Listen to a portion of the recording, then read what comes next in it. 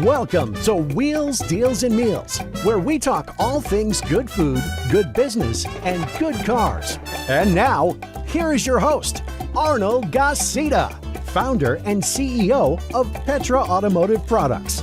Let's roll. This is probably one of the most exciting shows that I have done because I get to come to a very nice, I don't know if the right word is high end, but high quality custom men's store. We're at Lucho's Menswear in West Alabama in Houston.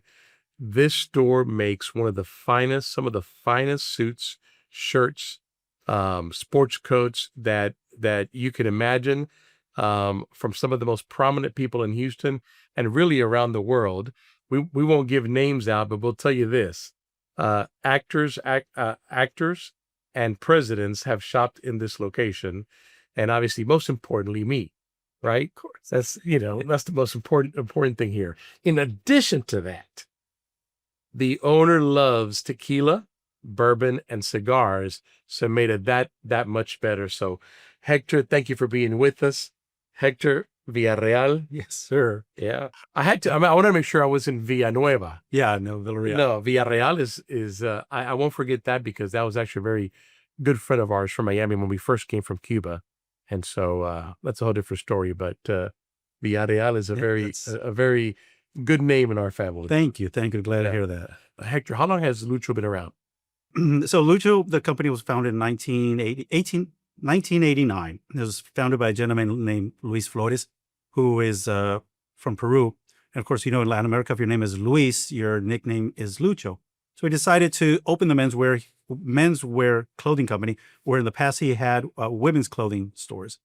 And then he closed those down and launched this, where it's design and manufacture. So everything we have in the store has been designed by us, with the exception of maybe one shirt line and the shoes, the men's shoes. We carry a couple of brands, but everything else now that we also have, you mentioned, we have a partnership with the Tequila company. We also have a cigar company that we started many, many years ago. And we also design and manufacture a line of women's shoes. So when did you buy the store from him? I came along as a customer in the year 2000. I was working with my previous company, which was in television. I worked for Univision. I was the weatherman for Univision. And one fine year, I signed an awesome contract. So I was able to become a client at Lucho, which I already knew about Lucho just because I've been participating with them in some of their galas and their charity fashion shows. And a few years later, I had an opportunity to buy it from Lucho along with the designer, who's currently my business partner. Her name is Patricia Sturion. She's Brazilian of Italian descent, and she designs everything that we have here, along with the rest of our team. Mariana Sturion, who's Patricia's sister. They collaborate. They design all the menswear. We manufacture it. And she's great. Yeah. I mean, I have never been measured down so much to make sure that it is an appropriate fit like what she does. Yeah, when you think about it, so she started working at Lucho when she came from Brazil and apprenticed under Lucho in 1996. So what is that? 25 years, 30 years, yeah. 29, 30 years of doing this day in, day out. And so she just attention to detail is what makes the difference. It does, for sure. Not only that, but both of you and everybody that works here, the care and the love, and I know it's going to sound exaggerating, but the care and the love that you guys have for every customer. I mean, when we were here, how you guys attended, the making us feel like family, everything was just so relaxed and fun. The whole shopping experience was fun. It wasn't. So there was 3 pillars that I wanted to focus on. One was I didn't want to be competing on price, because that is a losing proposition. So we focused on the quality of our product. And you hear everyone say, we make our product with the finest ingredients. We use the finest materials. A lot of people say that, whether it's true or not, that's a different story. But I said, we can only rely on our name and the product we have. So we have these long-standing contracts with companies in Italy. And we said, we want the finest fabrics, the best, not the most expensive, the best ones that sell themselves. And that was the guiding principle. When you come in and you see the things, they sell themselves. You see that, like, oh, wow, I really like this. Right. And that is what has helped us stay in business. That's a fair statement. But when I came in here, I saw that sports coat that I ordered, and I said, like, wow. As soon as I walked in, I said, man, I really like that. I like that. Yeah. I said, do you have it in my size? And that was really it, because what you're talking about is you can buy a shirt anywhere. Let's take you, for example. You can buy a shirt anywhere in the world, literally. And it could be $100, it could be $1,000. But do you like it? And that is the only thing that we could use to make ourselves different. If you ask us, what's our competition? Well, the entire city, all the major department stores and a lot of the other clothing stores in town. But then at the same time, there's enough business in Houston for everyone. If we get 1% of the business in Houston, I don't think we'd be able to sleep. We'd be working 24 hours a day. So what do? We established ourselves at a certain level of quality. You know, when you say that, it reminds me of the car business, because I say that and again, we make products that we sell to dealers. Correct. Right. But people always think, oh, you know, I sell cars or whatever. I get asked all the time from every price range imaginable, from Ferraris to a Kia, what should I buy? Right. And my answer is always this: first and foremost, buy what you like. Okay. Because whatever price you pay for it, as long as you liked it, you're going to like it. Yep. You love it, right? And I think you just kind of said that, right? You come in here, and if you like what you see, the fabric, the touch, the attention, you know, the custom made, price really doesn't matter. That's so true. Right? Every time you put it on, you're going to go, man, I really like this. Absolutely. Now, why don't you bring the automobile industry? So back when I came to Houston in 1990, I actually worked, I don't know if we touched on the subject. I worked at a Chevy store. So I started selling Chevys, and then I got into F&I. And one of the things that I learned I had an opportunity to teach some of the other salespeople, and I told them, this is what you need to convey to your clients along those lines: is when the client turns that key on, that car has to turn that person on. They have to like it and want to do it. And if you keep that, whatever industry you're in, I think if you, it's worked for me at least, if you maintain those sincerely, you'll resonate with the people who appreciate it, and they become your best cheerleaders, your clients. They'll bring clients in, because as you know, in the car business, a lot of it, the most famous ones are referrals. Referrals. Absolutely. And even in our business with petrol, like you just mentioned, so we also,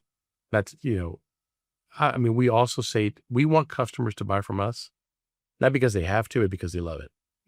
I want customers to love doing business with us.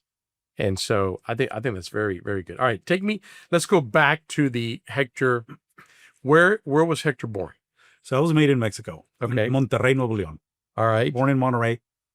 Is it true what they say about Monterrey, that they're tight? No, they're the most splendid people you can imagine. They're very splendid. If you ever go down there, you'll be amazed. I really don't know where that came from. Because it is a saying, right? Everyone says, and that's the only thing. No one ever says, oh my God, your city is so beautiful, Monterrey is so beautiful. They just ask, hey, is it true that they're so tight? Like, I don't know. I don't know where it's, so born there, I was only there for about 4 years. And then my family moved to California, where my father had a company out there, and he had to go run the day-to-day operations because his business partner became ill. And that was in manufacturing. I think we touched on that when we first met, plastic injection molding, extrusion. So I grew up in that manufacturing world. Then that got sold off, and we moved back to Monterrey. Where I did high school and college. And we went back because we had a civil engineering company. All on my dad's side, everybody's, they're all engineers. So we went back and did that. And then did you go to college? Is that what you studied? Yeah, engineering, electronics and communications engineering. Yeah. Wow. Which I know nothing. Yeah. You've come far from that degree. Yeah. And I purposely, I didn't really want to, but everybody in the family was an engineer. So there's literally a lot of peer pressure. It's one of those, I'm going to do this for my dad. Uncles, they were on the board of regents of the School of Engineering, of the School of Civil Engineering. Like, okay, I'll do it. And I selected electronics and communications because I knew the day I graduated, everything would be obsolete. And of course, from 1989, 80 that I graduated, it's complete. We had a mainframe computer that we would go in, program, and we used Fortran language. I don't know if anybody remembers that, but it's the same language that was used to launch the astronauts. The Apollo program. Yeah, Apollo and Gemini programs. And then after that, we moved to Texas, where I stayed a couple of years in Corpus Christi, and I came to Houston in 1990. starting to work in television. So you came to America in 1990? 1969. 1969. That's when I first moved out at 4 years old. Yeah. Okay. Someone was doing the math. But then you went back. When I started high school. Yeah. Okay. And then came back. And then came to Texas in 1990. Yeah. And how old were you when you came in? Not that I'm trying to put an age on you, but I just want... No, I think I was in mid-20s, I think. Okay. Yeah. So mid-20s, you come in, you don't have a job.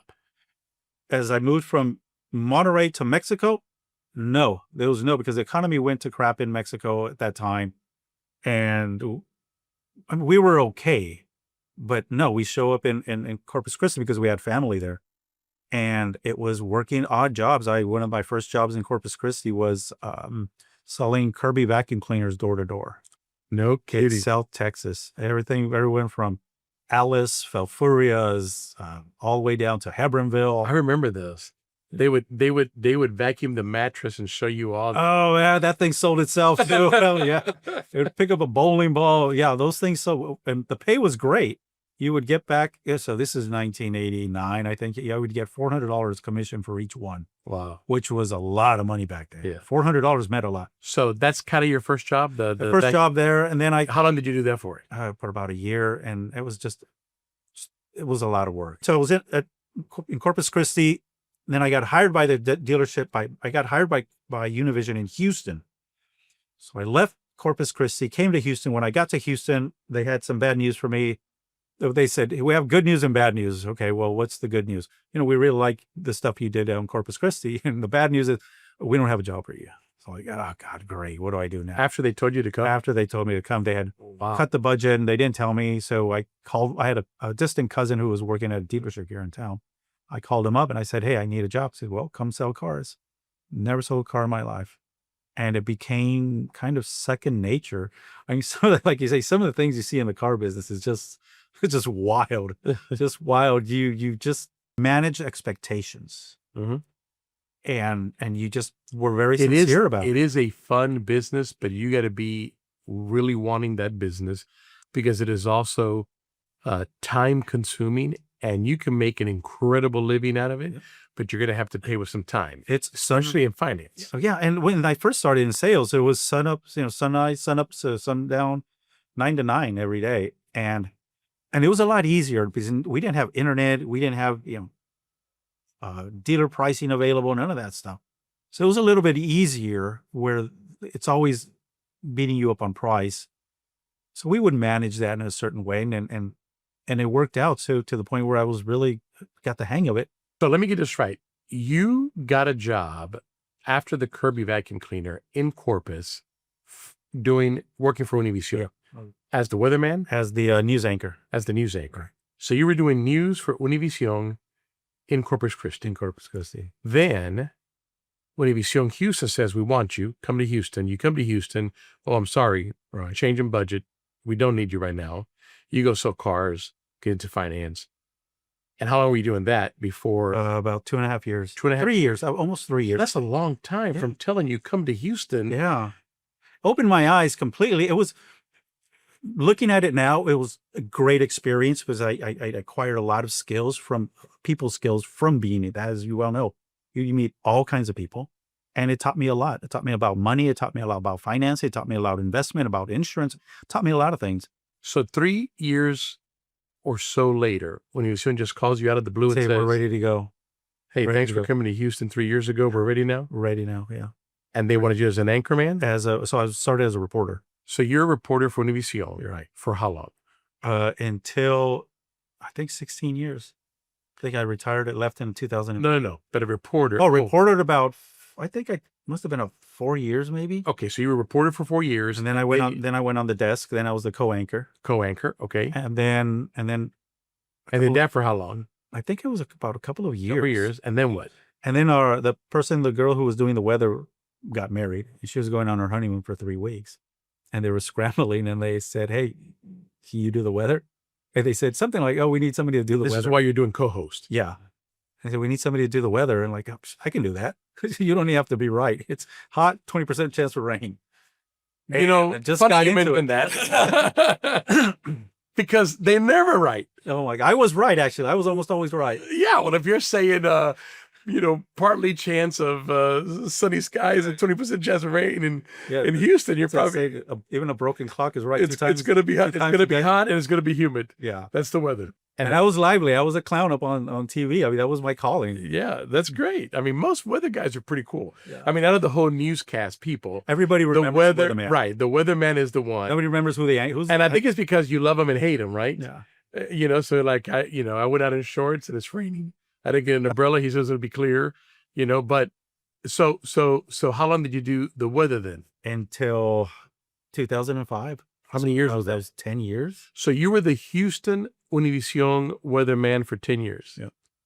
That's great. Yeah. At least 10 years. Yeah. Practicing up on your Spanish every day, or poly, because you knew Spanish. You were working. Well, yeah, I did my study high school, college in Mexico. So it was, so actually, so when I moved from California back to Mexico, my Spanish was very limited. Very limited. It was just the essentials. Like, I'm home, I'm hungry. It wasn't me. That's just the essential things in Spanish. Yo no fui. And so when I got to Monterey, I got put into Monterey Tech prep school, which is very, very strict, rigid, difficult. So it was traumatic. Traumatic is in LA, the school system was horrible.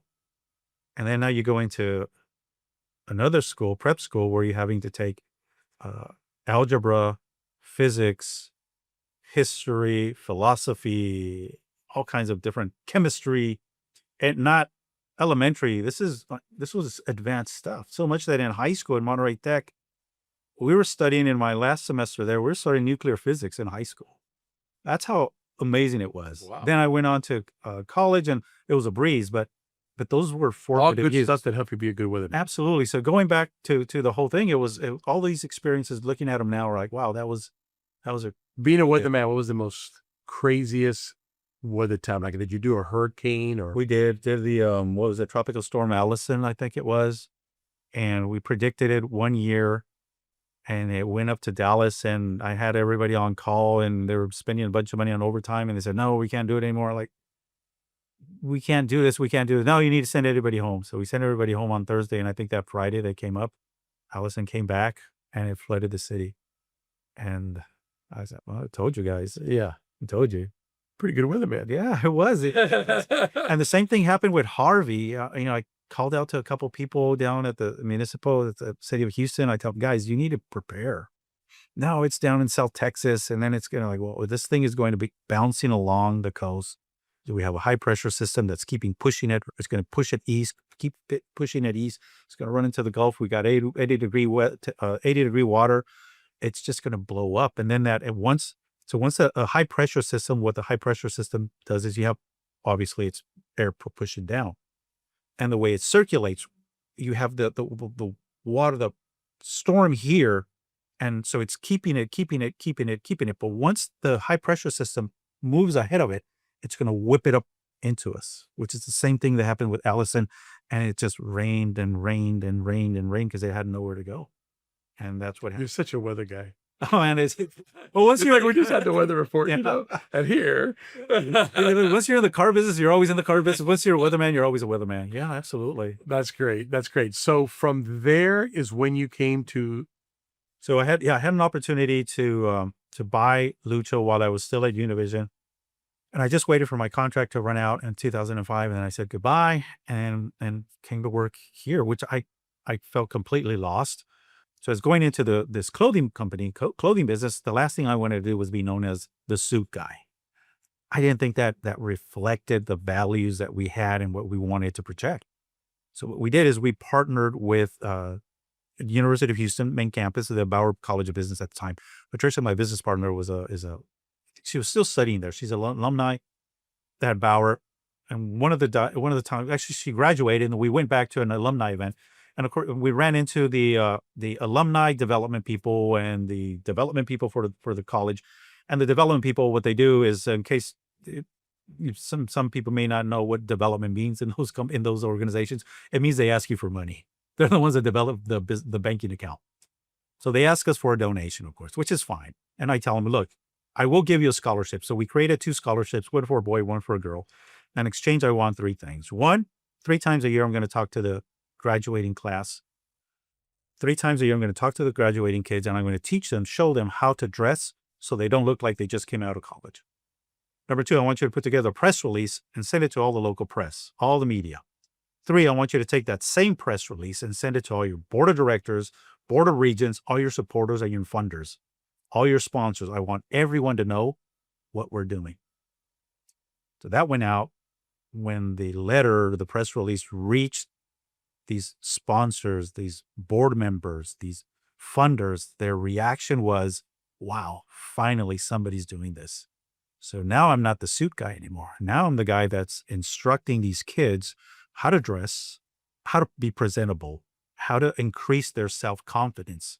And we have story after story of success stories where we met with some of the companies that were interviewing these kids. And they would come to us later. They got to know us. We would host a reception for the school.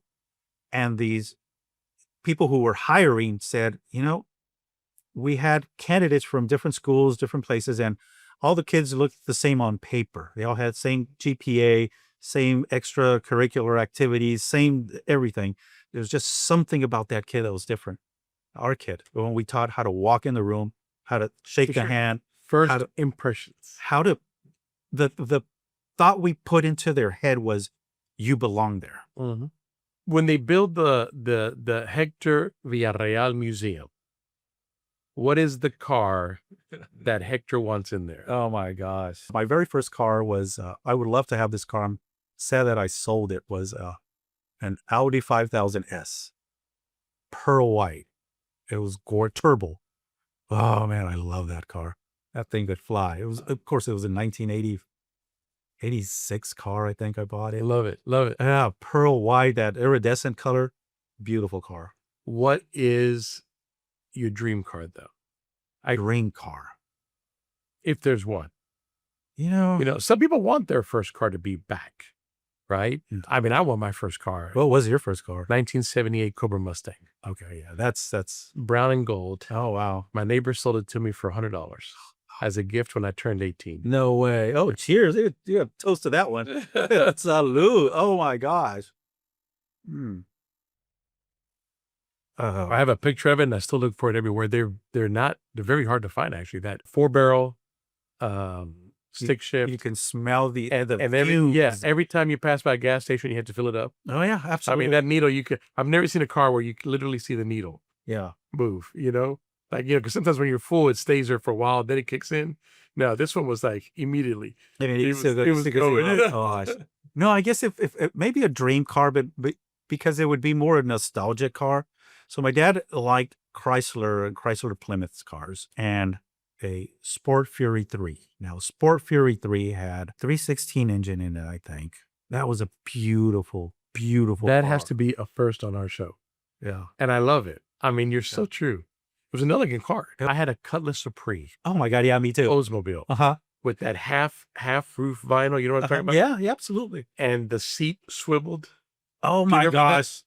No. Yeah, so the seat, you would hit a button and it would do this.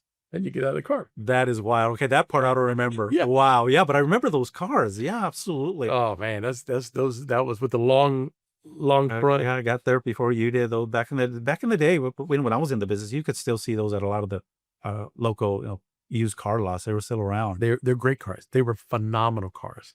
All right, so of all the places you've traveled, what's your favorite? Well, in Italy, parts of Sicily. My sister lived in Sicily for a while, so I really got to know. I spent a summer there with her, and got to know a lot of the culture. It was just easy living, and it really is easy living. Even if you're living there, of course, but it's a different way of life. And we have everything here in the United States. There's no complaining. But everyone who's traveled, I get you can tell. I agree 100%. I think Italy is so laid back.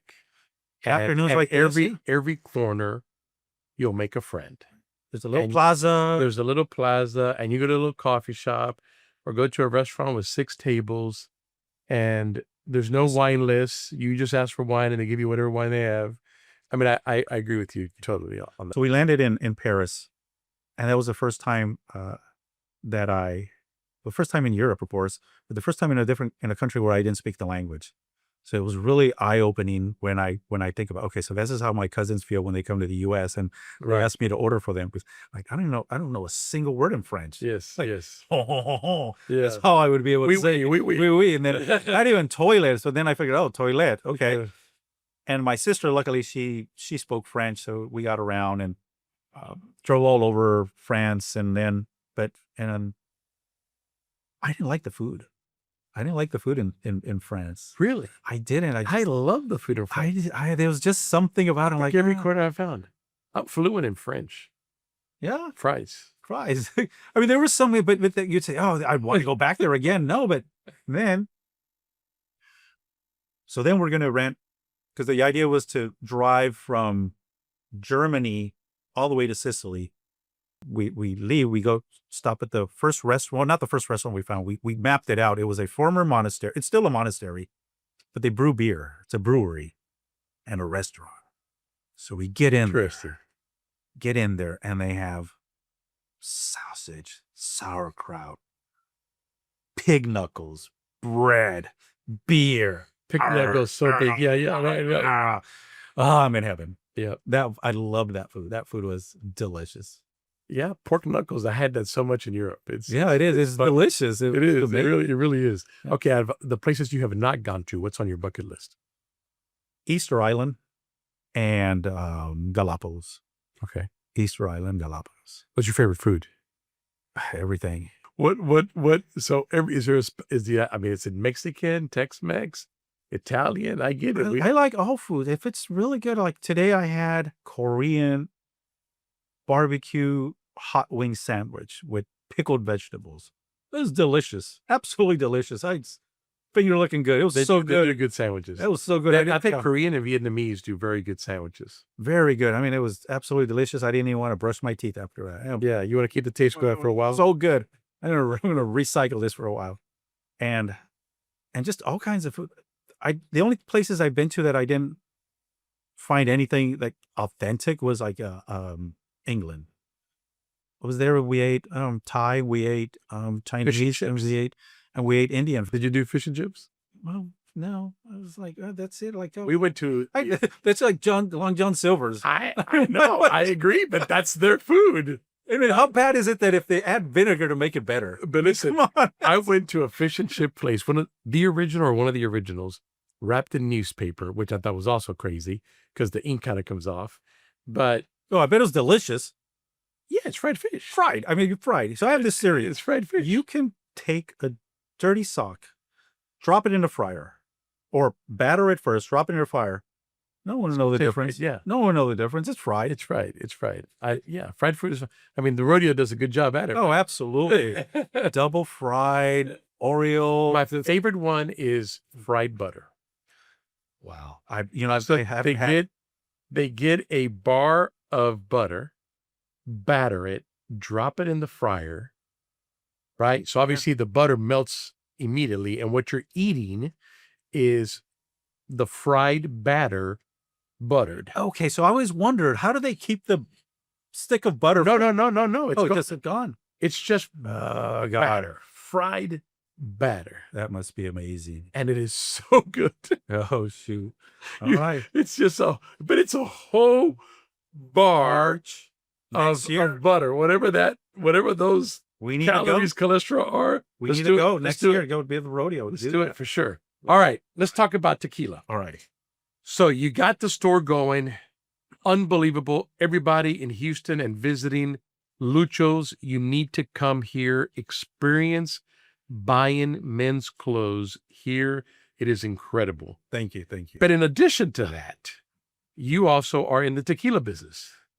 On the periphery, we have a very good friend of ours who's been a Lucho clothing client for 25 years, I think. And about 10, 15 years ago, they bought a tequila company, rebranded it, and launched their label called Lay 925. And it came to a point where I told the owner, his name is Victor, I said, look, I can't go around saying, hey, I have a friend who has a tequila company, because that sounded kind of shady, and sketchy. So he's asked, what do you want? Well, we need to make me official somehow, put me on the books there somehow. I don't care if you pay me anything, but because my passion for tequila is, and I'll share why. So he said, okay, done. You're the VP of U.S. marketing or some ridiculous title. So now I can truthfully say, hey, I am part of a tequila company. Why the name? Ley 925. They thought it was something very original. Ley 925 designates the purity of it's a measurement of the purity of silver. Okay. Yeah. So if you're in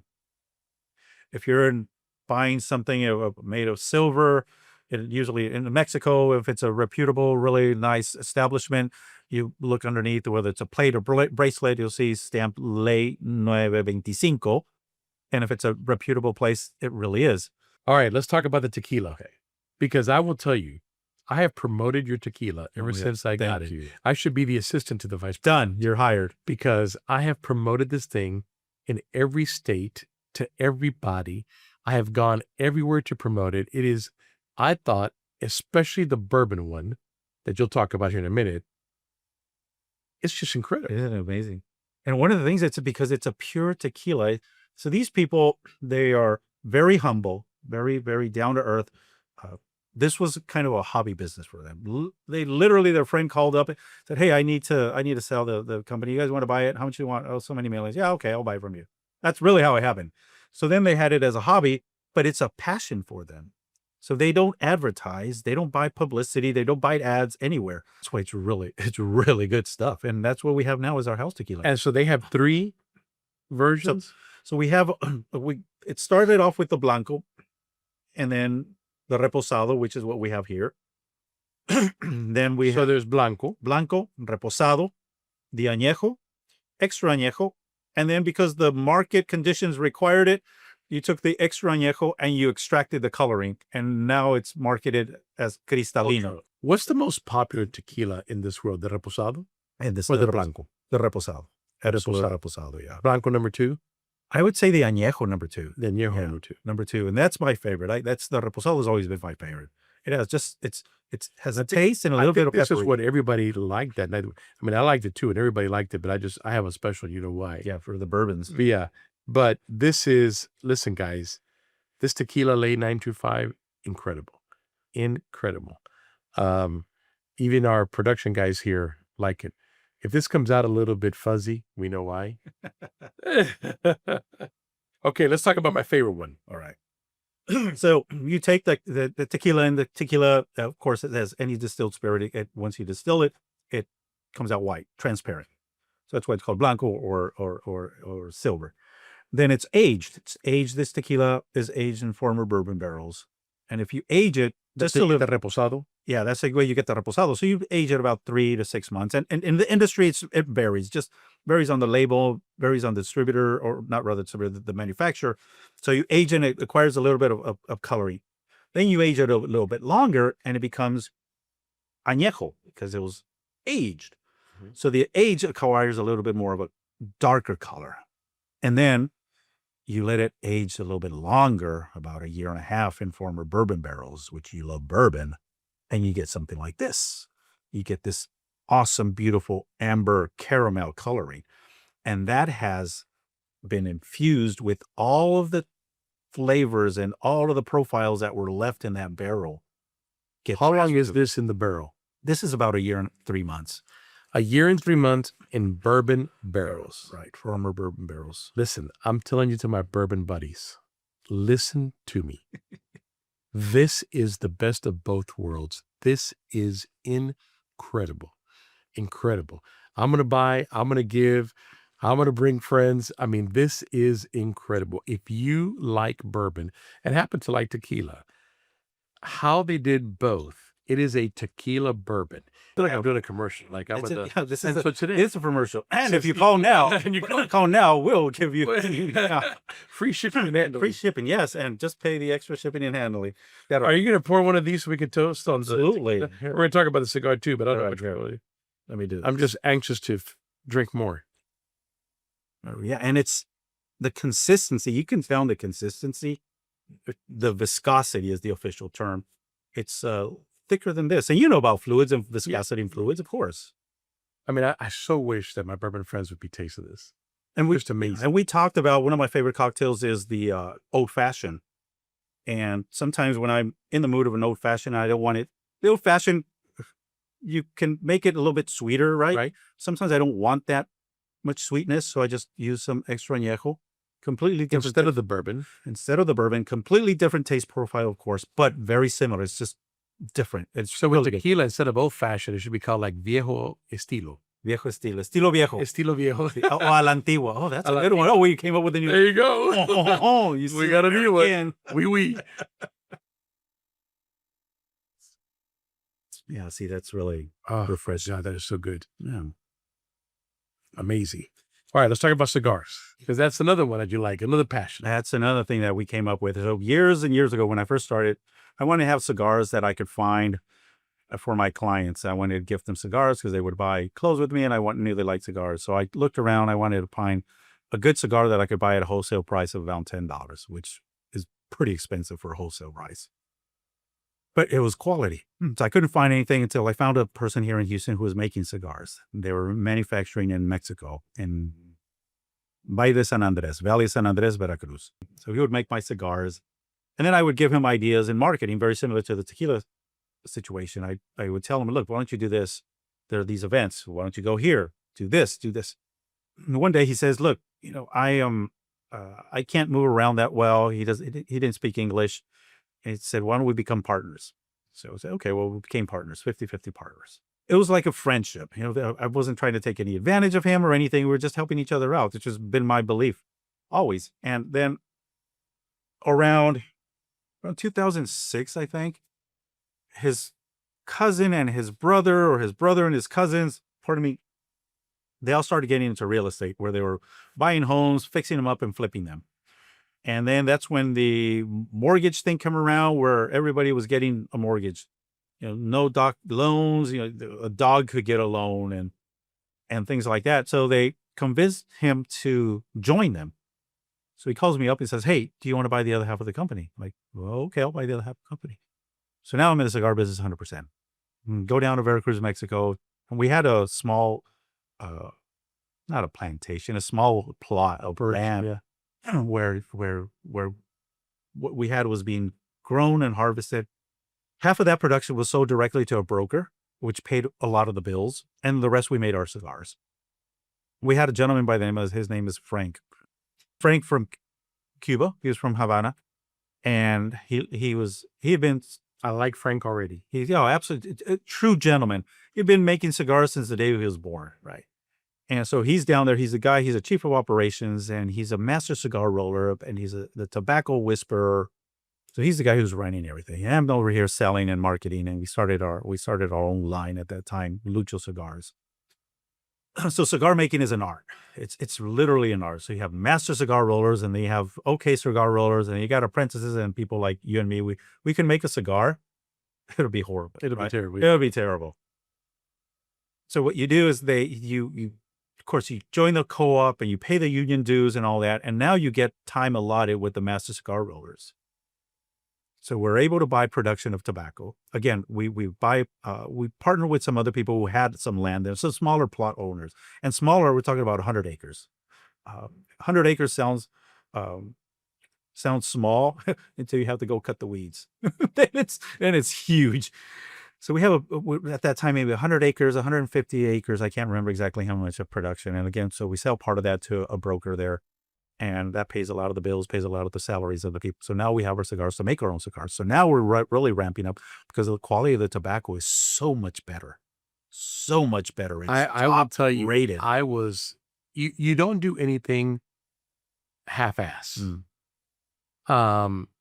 Everything you do is high class, high quality, top line, and the cigars are no different. When you gave me those cigars last time, and I know you were like, I know. because I was like, all over the world. Yeah. I mean, and so This rinky-dinky cigar. when you gave me the cigar, it's like, oh man, you were very kind and polite. Thank you. But I'll tell you what, it was great. You were like, whoa. I know. That was a risk, because that's what happens. Like, whoa. And I told you, I said, I want to be part of it. I mean, I really like the cigars. I thought they were great. There's some cigars out there that are from famous brands, big brands, but they're smaller productions, and those are really good. And then you have the rest, and Mass production. mass production. And so that's the same thing that happened with our cigars. And the hand rolling. I mean, I have a poster in my office that you're going to see actually, and it's I think it's the hands of an old lady, right. and it says Las manos de Cuba, Yeah, the hands of Cuba. absolutely. And so it's a I don't know if you've seen it, Butch, but it's her two hands.